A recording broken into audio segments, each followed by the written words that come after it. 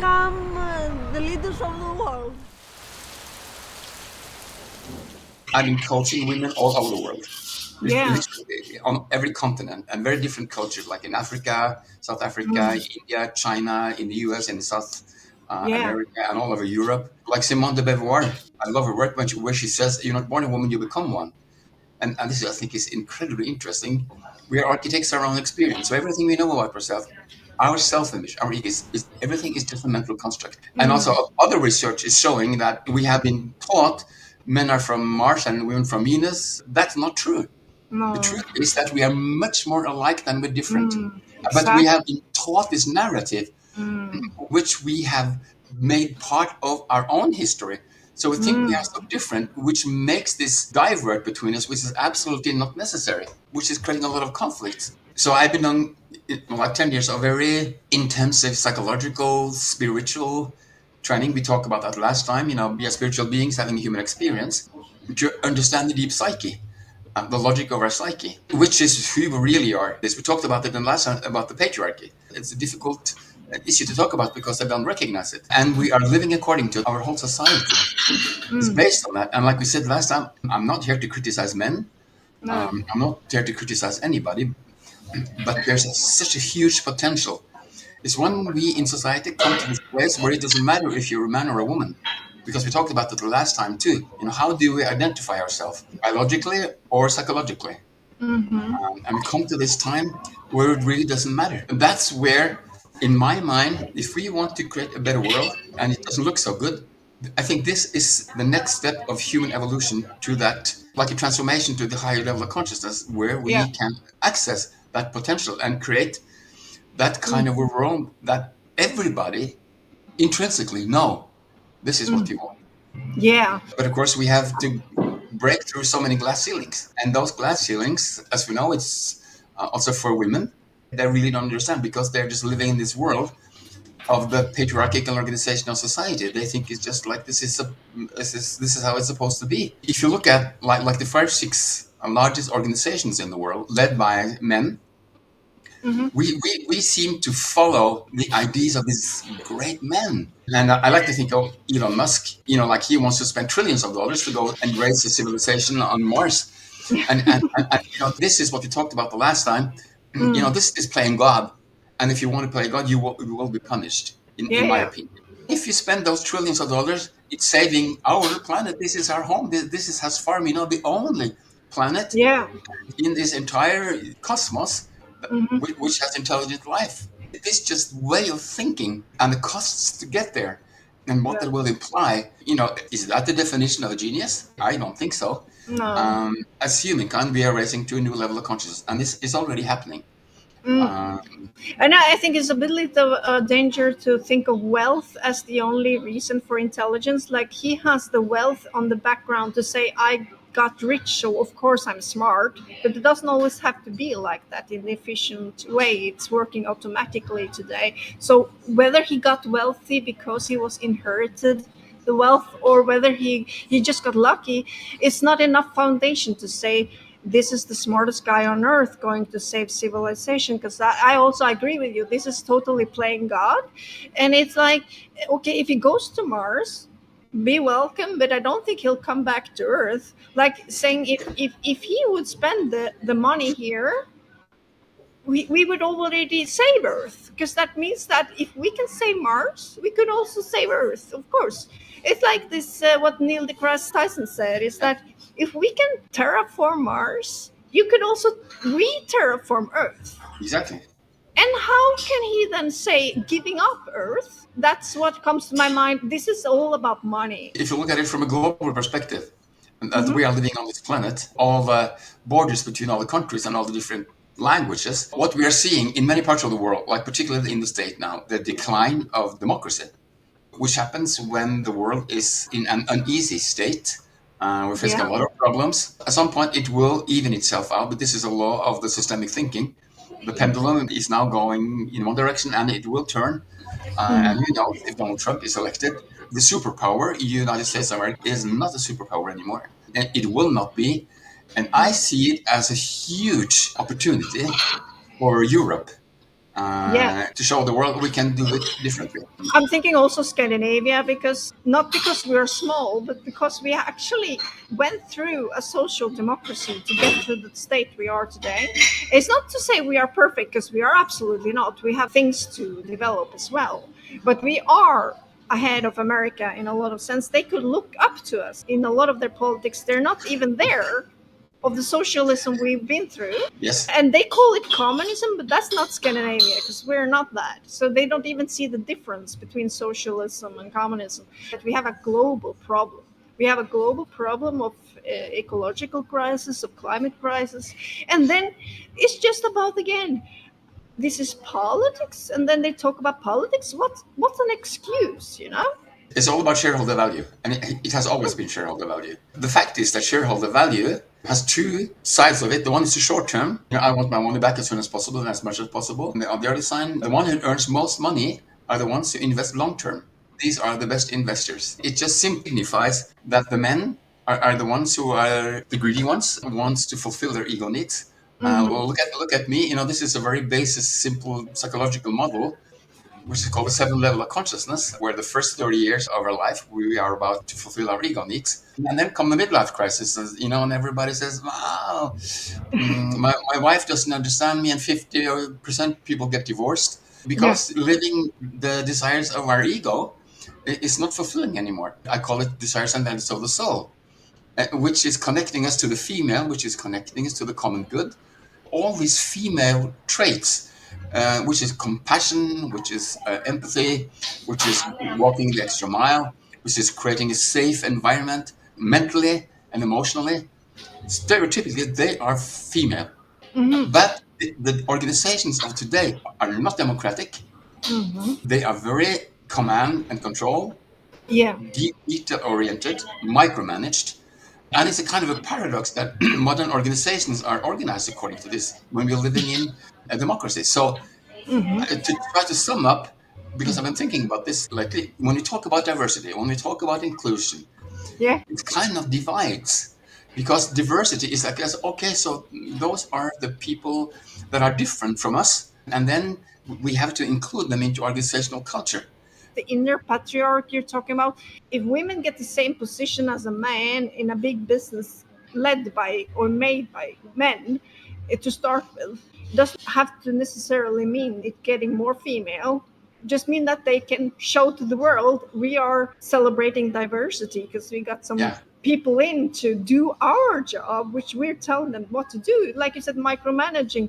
I've been also micromanaged, but they are. yeah.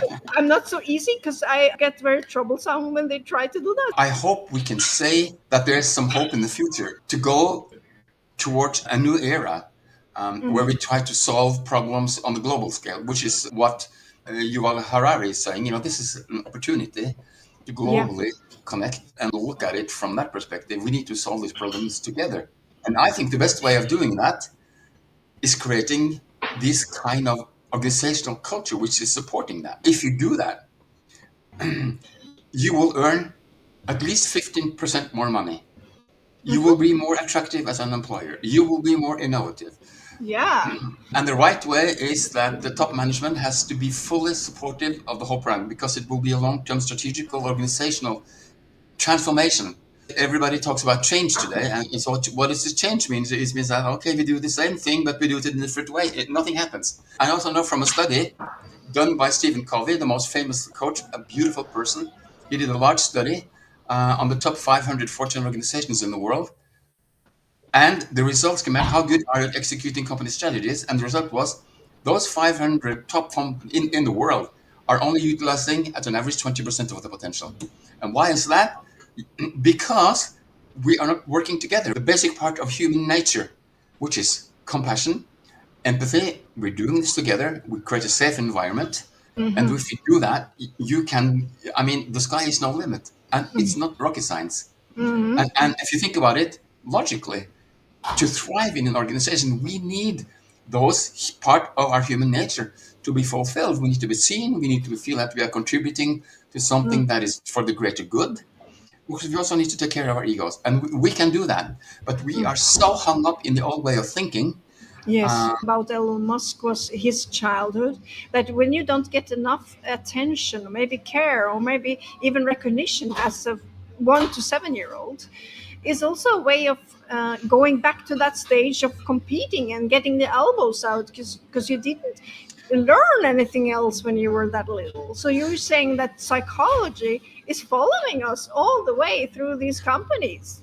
Absolutely. Everybody has narcissistic supplies to fulfill. We need to feel secure money wise, health wise. We need to feel secure in our relationships. We need to feel secure because that we're doing something which is meaningful for others. And these are ego needs that we need to fill up, which is what we call the narcissistic supplies. But very often, those supplies are not fulfilled.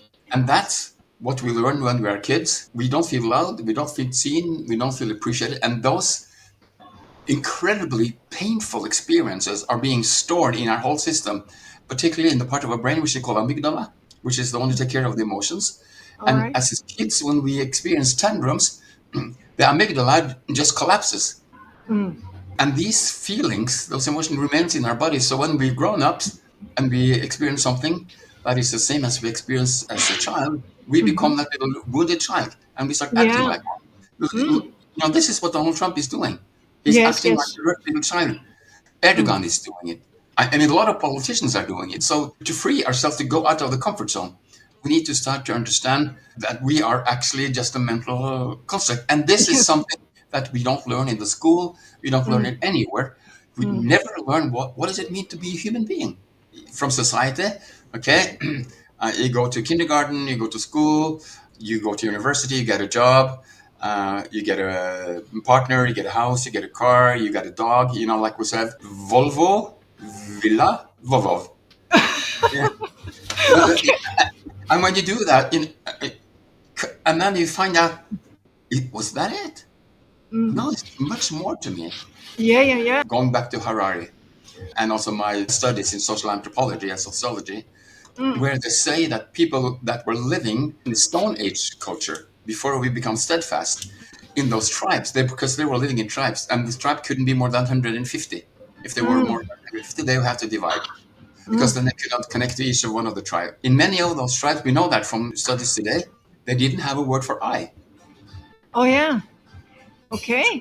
So when they talk about individual needs in these tribes, they don't understand.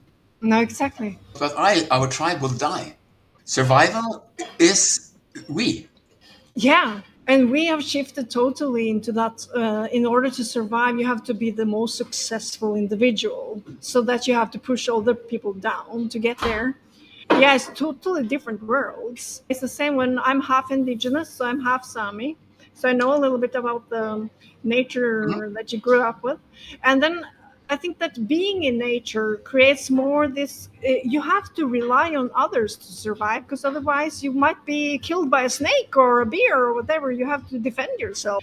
And being together creates this safety that is more like our home we have to protect, right? Yeah, because that's who we are, which is very true. And that's where the potential lies for us to grow and empower ourselves. That we can go to work and say, I love my colleagues. I love to go to work because we're doing something great. We are contributing to something that is better for the world. Everybody wants that, but you're not allowed to do it in this competitive environment in work. But the paradox is that if you allow people to thrive and do all these things, you will earn much more money than the others. The summary is that we constructed money as a substitute for our psychological needs. Well, it wasn't like that. If you go back 2,000 years ago, you had to lend money to invest in cargoes and buildings. But in those days, they didn't charge rents. And Yeah. every 100 year, all the debts were nilled. 90% of the people were farmers and they were living in small communities, which, by the way, in sociology, we call it Gesellschaft und Gemeinschaft. Gesellschaft means you're living in a city and everybody doesn't really know each other. And the Gesellschaft is like the community. We're in this together. The shift from being everybody being farmers moving to the cities created a huge paradigm shift. And that's when people really started to get rich. I mean, there were a lot of rich people before that, but then they started to colonize. It was only based on the male ego.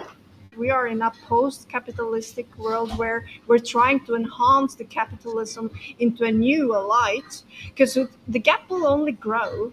because the gap we already had, and now they're not getting enough from what we have now. So now we're going into space, and now we're going into the artificial world, and that's a new light again.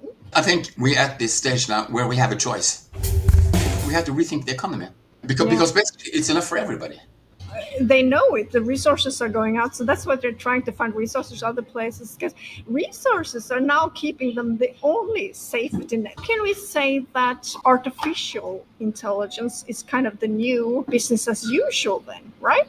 The change, the transformation that will happen in the climate, in the resources. I mean, we are ruining the oceans, we are ruining agriculture, we're ruining everything. Yes, So, yes. I mean, it's just a question of time before we can do it anymore. And I think that limit is already overridden.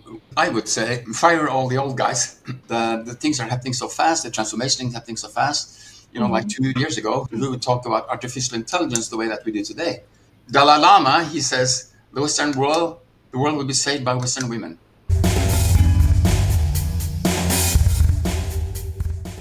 And the Western women has to realize their power first, though.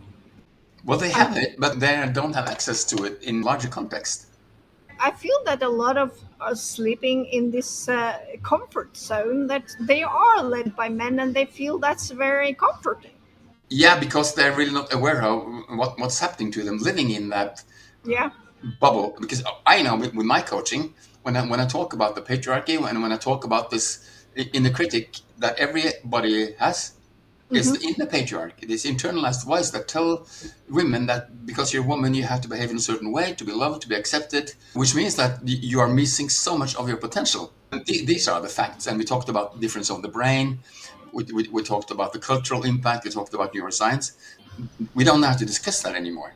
No, exactly. It is this, but the realization of how deep embedded that is in us, we need to work with it. We need to make people aware of that you have this internalized voice, which is judging you, criticizing you. You're not good enough. You don't look enough. You're Mm. too fat. You don't have the right clothes. Your hair looks awful, and your makeup, and all of these things, which is just something that is created for the woman to look great for other men. Yes, I feel a bit sorry because a lot of women they feel that this is the way to freedom, because then they will be seen again. But it's kind of like putting out there so that women don't get the opportunity to thrive. Because it's like if, like you said, if we coach more women into this state to be more confident, they would see that these needs are not there. It's only artificial needs that they don't really. It doesn't free them, and they know that subconsciously. But I feel it's a little bit like put there on purpose so that women cannot enter society into the power that they are capable of. There are so many industries directed at women to keep them in the state of, you know, this very superficial state. And who put them there in the first place? I mean, who created those businesses? They were men. You know, I am Norwegian, but I live in Germany and I lived here for the last almost 15 years. And of course, they're really women from all over the world. And there was a young Chinese student came to me. She was working on her PhD here in Germany as a university. And she said, you know, I can't take this anymore. I can't deal with this German culture. I said, okay. And she told me a story about growing up as a girl in China, where you are actually regarded as nothing Oh. because they want boys. She grew up in a tiny village in the middle of nowhere, and the teacher said to her, "You know, you are nothing. Nothing will become of you. It would be better if you were dead." And Oh. she was working really, really. This is what a lot of women are being told every day in all the world. You know, let's be Mm. honest. Let's be real. So this is her self-image, and when she came to me, you know, she didn't dare to look me in the eyes, and she was just talking like this. The inner picture with the inner voice, which is criticizing you, which we know is just a construct because you're Mm. not born with it. So her realizing that she has a voice inside her, which is a construct which she learned from school, which is not her. Long story short, she ended up leading the whole department in that university. Wow, it works. I have several stories like that, women from Saudi Arabia. And when in the first meeting, she was, you know, with her hijab. But after a couple of sessions, she met with me smiling because she just realized she was living in this mental construct of Yeah. other people running her life. What would happen in this world if every woman in this world understood this and were liberating themselves from living under the social construct of the patriarchal organization of Yeah. society. What will happen? I will think it will be a revolution. It And will I be. think that they don't realize it's still modern slavery, because this is slavery. It's just in a different form. Yeah. Even we talk about different cultures, and it's of course different religions behind a law, but religion doesn't have to be used as an explanation for getting equality. Because I think that if we talk about religion in a respectful way, because I want everyone to believe in whatever they want to believe in, Hmm, and hmm. I want all religions to have their free space, the way to preserve them is to get more equality. Because otherwise, we don't get the equity of the religions, and the wealth again is not going to be distributed fairly. Yeah. So everyone needs equality. I think if I should summarize, for that to happen, everybody has to have the feeling that we are really all equal and that we have the same opportunities and the same rights and everybody should be treated equal. This is not what's happening in today's business. And it should happen, which I Yes. would call self-organizational democratic organizations. The studies being done on that, and so if you do that, you will have a noble purpose in the world. You will actually contribute to creating a better world. The business will earn much more money. How can you spend that money in a way that serves your purpose? This, I think, will be the paradigm shift. The potential in doing this, they would jump on it. Most people are not aware of it. Some people are aware of it, but why don't they do it? Well, because then I have to lose my position. I won't be the CEO anymore. And a little bit the boy club problem, because losing position against the women but against other men, because then it's like another billionaire comes ahead of me, and then they have the competition problem again. We have the Cold War not only in physical sense with military but also in industries. The Cold War in the industry is also about the landscape where they have the power above societies, above military, above the industrial revolution has gone in a hamster wheel, totally out of control here. Patriarchal, but it's also they don't realize that they are leaders. They are so much about competing against the other billionaires that this is the only thing that matters. That they have to be the best and the fittest. We talked about how we identify ourselves as human beings Yeah. biologically, psychologically, but there's also something called social identity. Where do you belong in the hierarchy? So for these Yes. guys, they need to be on the top on this pyramid. They are, Zuckerberg or Musk or Yeah. Bezos. There's another amazing coach. His name is Marshall Goldsmith. It's the one who everybody calls the one they have problems. And he's just amazing. I mean, he's an older than me and he's a Buddhist, and I understand why he's so great because he talks only about human behavior. The purpose is not only earning money, the purpose is also to do something good with the money. Yes, and I think about the resources again that they always fear to lose. Is that if they have the mindset that you're saying, this is also preserving the real wealth, which is resources that we are lacking because of we are destructing it. But if we understand that this is the way to preserve it, this is the way to keep it, that is the real wealth. The real wealth is, yeah, like you said, in the human sense, it's gonna be the longest lasting. We can choose. We have grown up in an environment where we have something called user interface, is that we were brought up where we could decide ourselves how our life was going to be. So we were brought up that we could use applications or we could use things online and also in the real world to grow as a person. But it's shifted over now that we have to feed the biggest person, which is again a kind of step back. We have the image that we could thrive as persons. When I grew up in the 90s, it was the internet and everything, and we could scale up. So we got this called user interface where we were using apps for our own development. Now, with artificial intelligence, for instance, we have to feed the machine to keep the machine going, to give us the answers and Yeah. how to develop. So we're not feeding ourselves. We're giving up our autonomy. We're giving up our freedom. And Yeah. autonomy and authenticity is we're hardwired for it. And when we lose that autonomy, when we lose the freedom to be able to have the impact on our own lives, which is happening all over the world. And I think that this is the moment where people get so frustrated and have a lot of passive aggressiveness, a lot of irritation. That's why we can see the violence is increasing, violent behavior in so Yes. many countries, because we're just losing the sense of being a human being, which is important. And You know, integrity, like we, yeah, we don't have anything to say anymore. Everything we do right now is to feed the system. And that's what you're saying also, that we don't have this embodied, we don't have a sense of self in the whole system. And that makes us also just very vulnerable because they can easily just use that. We are so weak as persons now that we can easily be marionetted, let's say. Yeah. And I don't think there's like evil forces. I don't have the No. conspiracies, but what I think is unconscious about this is we don't see the dangers that we are heading to when we don't have the self integrity.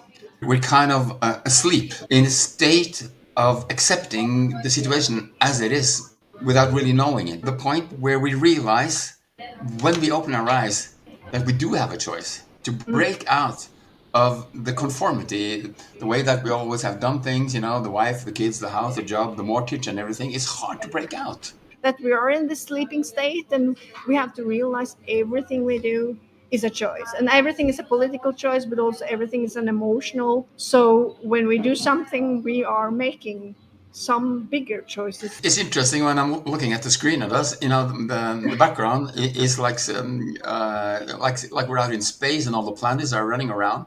Yeah. Um, like I said, I studied quantum physics. I studied relativity theory. A lot of people would think about it as being spiritual, but the fact is that we are really stardust. Every part of us, all our atoms, all our quantum particles, they were present when the universe started. Everything with us is connected to this conscious universe, and this is not spiritual. These are scientific facts. If you want to believe in science, and I do, and I Yes. think about this potential. If you really could connect to that, and I think that is what everybody's missing. Yes. We are Yes. missing the connection to the bigger part of ourselves, which is connecting to the whole. This is spiritual, yeah, well, fine, but it's also scientific Right. Yeah. because most people they need a rational way of understanding it first because they can go there. But we are really in this together.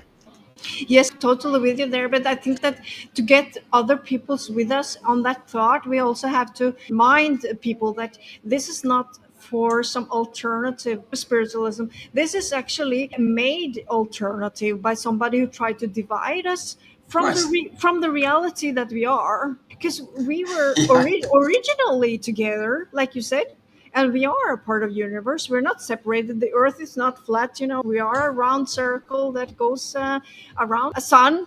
And in a big universe, we've been taught by history that all the divisions made also universe divided. It's like you said, men and women, mother and child, and nature and humans, everything has been divided. How society works, of course, why shouldn't we also divide Earth and universe? Because we divided everything else. The monocentric worldview. That's how the model framed Yeah. us to think. Yeah. So I'm thinking a lot about consciousness. What is consciousness? And Carl Gustav Jung, he talks about the collective unconscious, but there's a collective consciousness. So I think everything that we're doing right now has something to do with how we create that collective consciousness, where people, I have some ideas of it, they will connect to this, which we can compare to the cloud. We use it today. And where, the cloud is out there somewhere, Yeah. and we can connect to that with our ways of thinking, of being. But when people have these ideas, thoughts, they're questioning themselves, they download it from the cloud. And there's the guy called Otto Scharmer. He created what is called the theory of youth, and it's called pre-sensing. You are present and you're sensing and you're downloading what is going to happen from the emerging future. And he's a professor at MIT. So we're not talking bullshit here. We're talking quantum physics. The double split experience Yeah. is dependent on the observer. And I think it's interesting the meta image you present there, because we have an artificial cloud that we are downloading from and we try to find the answers from. And that's kind of like, if you picture that to our minds, our old ancient times, perhaps we had a cloud that was more real at that time. That it maybe, because I think that a lot of traits in humanity, that's my theory though, that we are acting subconsciously from an earlier more consciousness, so we don't know exactly what we're doing right now because we missing something, and that we used to have. And maybe we're creating those artificial devices and everything just to re-experience original wisdom we once had. But it's still there. I went to a retreat in Italy because he wanted to create a new narrative about humankind, and there was a professor there. And he talked about this. He said the oldest people in the world are the newborn children because they have the connection to the beginning of the universe. And he used the image as a snake biting itself in the tail. And he just opened this perspective for me that if we allow ourselves to listen to the innermost part of ourselves, the voice and the sound of our soul, the answers, they are there. People listen to this, you might think we're talking gibberish, but this is a scientific fact. And if you believe in science, if you believe in quantum physics, if you believe that we are living on a planet which is going around the sun, if you believe there's a universe, this is what we're talking about. And the more people listening to us, the more you allow yourself to feel it. That's where next stage of empowering yourself to the next level of consciousness, experiencing joy, happiness in all aspects of life. And that we have to do. In order to do that, we need to understand these voices that are running our life, holding us back from doing that, which is a mental construct, which is what we call the inner critic, or which Freud called the superego. We're not talking about psychology in the way that Freud was doing. Mark Twain, he said, the two most important days in your life is when you're born, and the second one is when you find out why. If this was like 500 years ago, and we were talking things like this, both you and I, we will have been burned on the fire as witches. True. I always looked up to the witches because that's what made me the first discovery. It was actually to know about the witches' history. That is when I was 19 years old. I started to think this world has something I don't like. There's something that I can't recognize myself in. And I started to know about the burning of witches. Actually, one of the first steps to my consciousness. I think that we don't realize today is that witching is still happening. I remember in the 80s, there was a British zoologist, his name is Desmond Morris, and he made a TV program, and he traveled all over the world and did a lot of studies. And one of them, it was that he allowed children to paint on the glass plate, and they filled it from behind. So they did it in a lot of countries all over the world, different cultures. Every culture, they draw the picture of a human being the same way, the round head and the arms like branches and stuff. Everybody does it until they enter the age of 8 or 9 years old. That's where the cultural impact strikes in. Before that, we are all the same. Emotional beings because they're only connected to the limbic system. They're just living their life, experience their emotions. But then, 8 years old, neocortex come in, and then they start to be able to think rational, and then they start to adapt and accommodate to the environment. So the upbringing is kind of the most important part. If you develop education that can give the safe environment, because otherwise, adulthood we can see today is still a result of that. And we see it today in the structural form in society when it's not on the baby stadium of democracy. All these things is the same thing. I wrote a book in a chapter in the book called How Not to Lose Yourself in a Male Environment. Yeah. Which is basically what we have been talking about, how we perceive ourselves as a woman. Diversity always wins. The differentiation of talking about diversity and inclusion might actually be counterproductive, that it creates a conflict instead of talking about equity, which is a very different topic. Yes.